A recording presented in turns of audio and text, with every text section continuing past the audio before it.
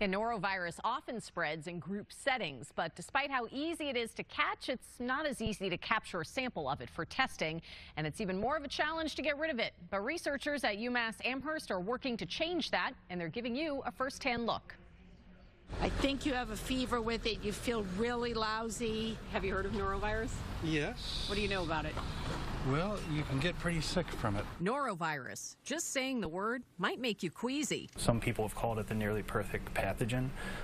Primarily, it's transmitted person to person, but it also is transmitted via foods. In fact, Associate Professor Matthew Moore says 60% of all foodborne illness is from norovirus. So how does it happen? It's through food handlers. So it's people are, shedding the virus. This is a 3D printed model of what a particle of norovirus looks like. Of course, this is much larger than the real thing. A particle of norovirus, it's thousands of times smaller than a human hair.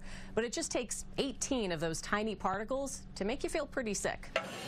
So researchers here in the Food Science Department at UMass Amherst are looking at ways to fight back, beginning with better detection in food and the environment. She's looking at using bacteria that don't cause illness to try and capture the virus. Other research here focuses on identifying the strain. Knowing what strain of norovirus it is really important to identifying an outbreak.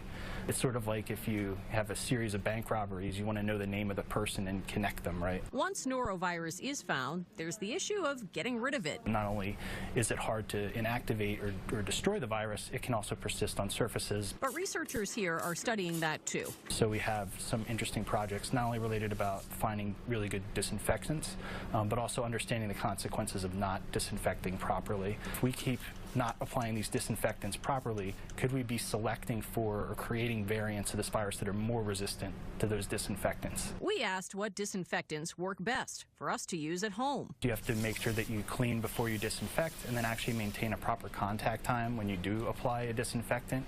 Bleach is considered the most effective. They also recommend precautions in the kitchen. If you're cooking at home, to make sure if you're sick to not prepare food for other folks. As for going to your favorite restaurant, obviously there might be, you can look up health ratings and health reviews for restaurants, and those can be somewhat of an indicator of how well you'll be or how risky it will be to go there.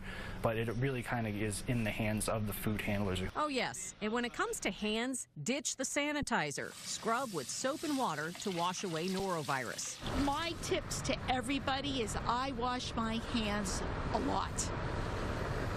Just wash your hands. And save yourself from a few days of misery. Good advice there. Researchers at UMass Amherst aren't just focused on norovirus. I showed you yesterday their efforts to keep our food safe. If you missed that story, you can find it on our website, boston25news.com.